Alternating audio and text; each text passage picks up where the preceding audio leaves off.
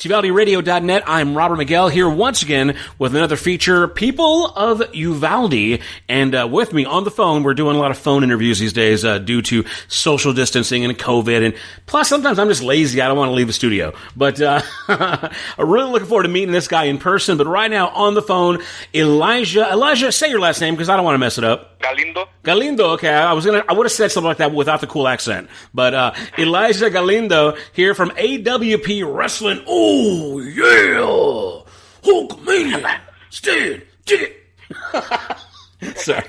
Very good impression. Had to throw that back a little bit. But, man, Elijah, you're a cool cat, man, and you got a local wrestling venture going on. But this is a segment called People of Uvalde. So before we get into business, let's go ahead and get to know you. So, Elijah, you are a Uvalde resident. What's your backstory here in town? Okay, so I've been someone that's honestly been all over the place. I was born in Minnesota.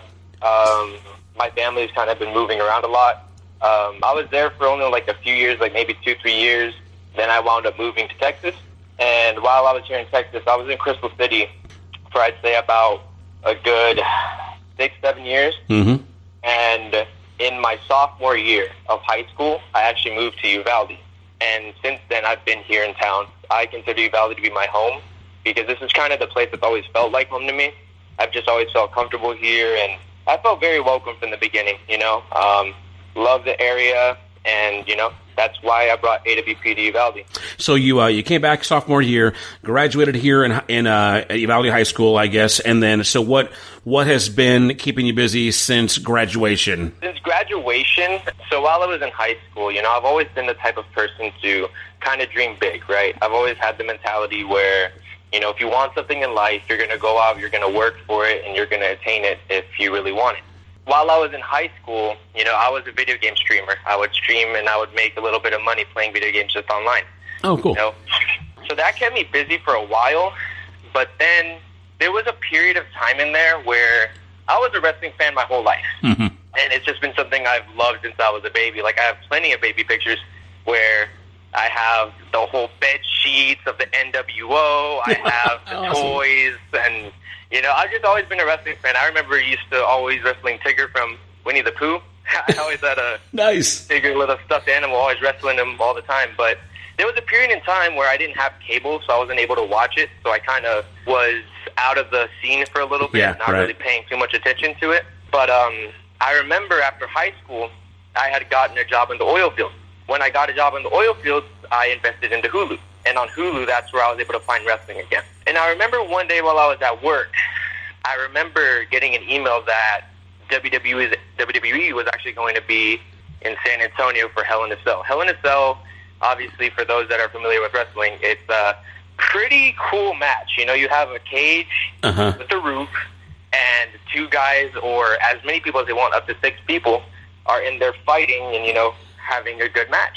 To me, I thought that was a perfect opportunity to, like, start really watching again, getting back into it, and go to the event. So I bought tickets, and I went, and, you know, that's kind of where I fell back in love. Just being in the arena, feeling all of the energy of the crowd. You got bit. You got bit by the bug.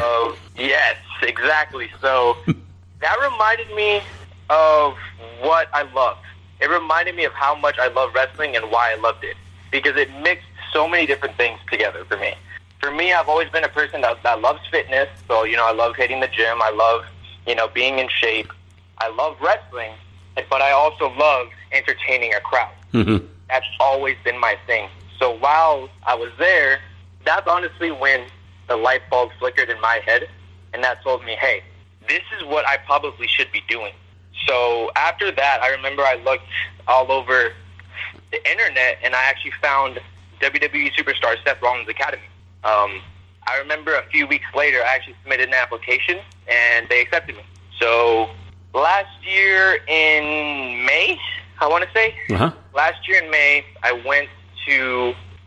moved to Iowa for like 3 months. While I was there, I trained with WWE superstar Seth Rollins, and I became a pro wrestler. So actually, my graduation was on my birthday too, so I thought that was really cool. Yeah, while I was over there for 3 months, went through a really tough, rigorous training program. Man, let me tell you, I was just the type of, I'm not going to lie, I went in confident in myself. I've always been the type of person that I'm confident in my abilities and whatnot, but I went in and I got slapped in the face. I was not used to doing that much cardio, I'll tell you that. I was just always like a lifter, so that was definitely different for me. But, you know, I got through the program, and kind of what's kept me busy since is, you know, just obviously keeping up with my fitness and doing wrestling shows wherever they need me, to be honest with you, you know, just that and work. You know, I work at the local HEB, but, yeah, just always staying on topic. Man, you know what? You and I are a lot alike. I keep up on my fitness because right now I'm fitting this cheeseburger in my mouth. You know, hey, I tell you what, man, you sound like a real go-getter, man. You're a young man. You're here in town. And I think, you know, long story short is you're inspired and then you decided to bring the porridge back to the porch. And that, you know, you're starting off a wrestling, you know, event company here in town, and we're going to get into that here in a minute. But first of all, let me ask you some general wrestling questions because everybody loves wrestling, whether they want to admit it or not. But let's do a couple of quick rapid fire questions. Favorite wrestler of all time? Edge. Who's your favorite like good guy of all time? Ooh, good guy. I'd have to say Eddie Guerrero, man. That kind of sticks within the roots. I remember my family. So I actually attended the first ever wrestling show I attended. Was the Super Show down there in Minneapolis, Minnesota. And keep in mind, I was like a kid at the time. Uh-huh. My mom told me that I was really looking forward to seeing Eddie Guerrero, but unfortunately, that's the event that he had passed away the night before.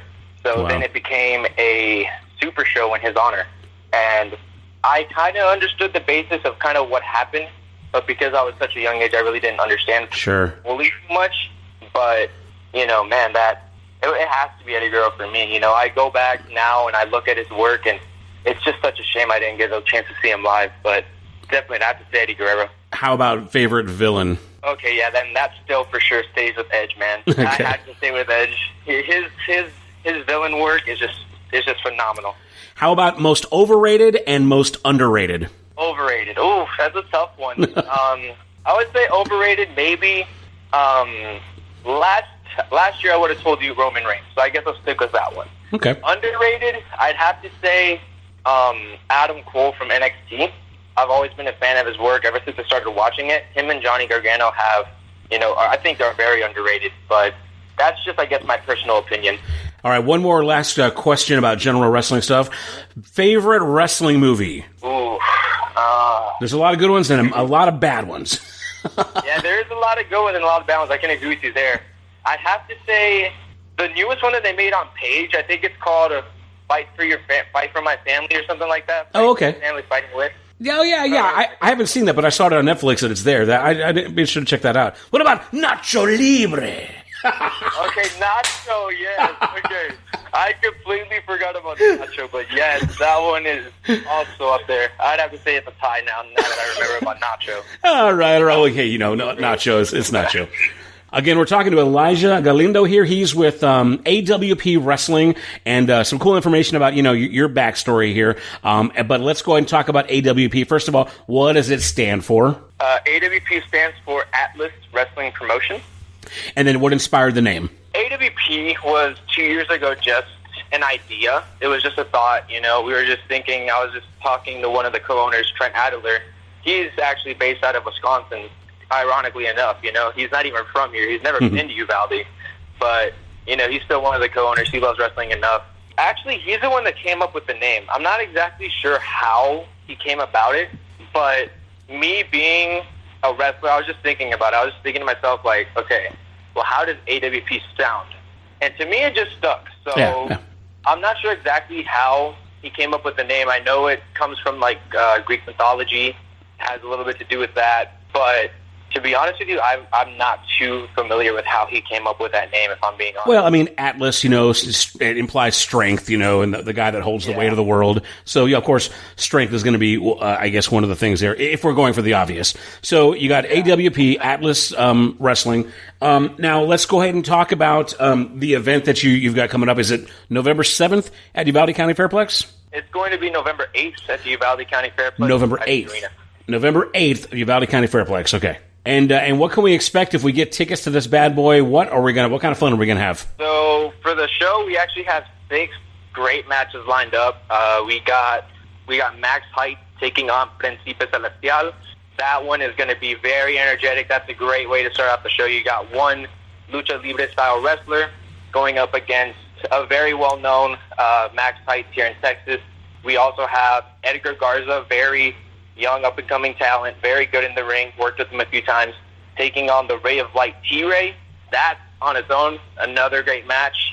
Really looking forward to that one. We also have the Pretty Young Things. This one I'm really looking forward to. So the Pretty Young Things are actually coming from Louisiana. Oh, okay. They're going to be coming in to take on the Dre team. And the Dre team is very well known here in Texas. They've had matches for promotions all over Texas. So really looking forward to that one. Another great matchup, okay? And then we got myself. I'm going to be issuing an open challenge. So whoever comes out to face me, it's kind of up in the air. No one really knows. So I guess we'll see whoever I face. So that's gonna be a challenge from within the wrestlers you have there, or are you like anybody in the audience? How are we gonna do this? Oh yeah, that's gonna be the wrestlers. Yeah, the wrestlers in the back. Let's make that clear right now. Because I got time to work out. You know what I mean? Yeah. So it'll be an open challenge. Any wrestler in the back will be able to come out, take me on if they'd like to. I would strongly advise that they don't, because I won't cover any medical bills. But yeah, definitely, it'll be a fun match. Okay, do me a favor. Give me a sample of some trash talk. Like you're there in the ring. It's the heat of the moment. Your opponent's right in front of you, getting in your face. It's like Clubber Lang versus Rocky. What do you say? Oh, this is tough because I'm not a good trash talker. But if I'm running with who I am in the ring, it's as simple as this. If you step in the ring with me, you're understanding that you're stepping foot into my kingdom. The wrestling ring is my kingdom because I'm the King Cobra of professional wrestling. If you step foot into my kingdom, you have to understand that you're not welcome, and I'm going to get rid of you one way or another. So, nice. Nice. I'd say something along those lines. I like that. I like that. Kind of like a smooth, strong, just kind of like, hey, man, it's me. It's what you got here. Well, it sounds like a cool event now. Give us the details on how to get tickets, the time it's going on, and I'm sure that, with COVID still being a bit of a concern for some people, let us know about the precautions you guys are taking in that regard. Yeah, so tickets, you can actually purchase the tickets online, or you can even buy them through me on Facebook, or you can even buy them at the box office day of the show. Tickets will be a little bit more pricey at the door, however, so I do strongly advise that anyone that's interested in buying tickets, buy them before the show. Because right now, general admission tickets are only $10. General admission gives access to the bleacher seating because it's going to be in the arena. And ringside is only $15. So obviously, if you want to be closer to the ring, only $15. I don't think that's too bad, in my opinion. As far as our safety regulations, we do have those posted on our Facebook. But just to give a brief outline, face masks will still be required. We will still be enforcing social distancing. Obviously, if you're going to be eating or drinking, you can take off the face mask, but we do advise that, to keep the wrestlers safe and to keep everyone else safe as well, we still are going to have the face mask required. Sure. As something that we're going to be doing. And one of the biggest things for me, in independent wrestling, it's really big and it's really important. I understand that it's important for fans to be able to meet these wrestlers, because that's part of what I loved whenever I was a kid going to independent shows. Being able to meet the wrestlers, being able to build a connection with them, being able to learn about them, being able to just pick at their mind, learn about them, it's important. So we're not going to get rid of that per se.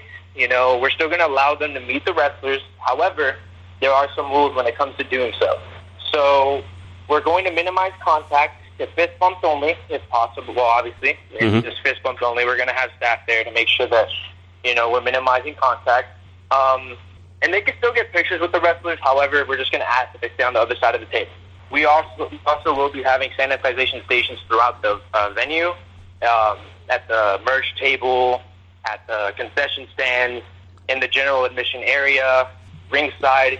We're going to be doing a lot of different things to also fight this COVID-19 infection.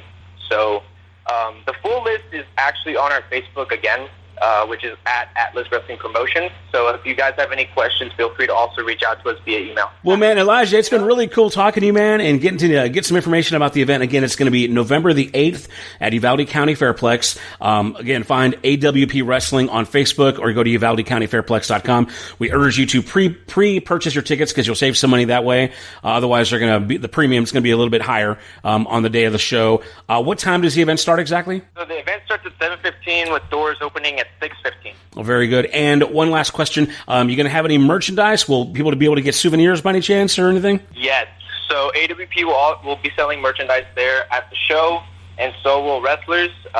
We will have the AWP Fan Zone. That's where the fans will be able to go purchase wrestler merchandise, be able to meet the wrestlers, and et cetera. We will also have a concession stand. Another good thing about our concession stand, which also is in line with our health and safety regulations, all staff members will be using gloves and the face masks. So definitely doing everything that we can to keep everyone safe. And also, I think I recently just got confirmation also that we will also have a Cash App option available for a lot of the different things there, whether it's merchandise or concessions, just in case you guys don't want to physically hand money out. Sure. Okay. If you guys would rather do like something digital, we are working to have a Cash App option available at the venue. Well, man, you are a bright young man, and you have literally thought of everything. So very cool, man. I wish you guys the best. Again, AWP Homecoming is going to be on November 8th at Uvalde County Fairplex. And, dude, Elijah, it's been really cool talking to you, man. I guess we're going to wrap it up here on our People of Uvalde segment.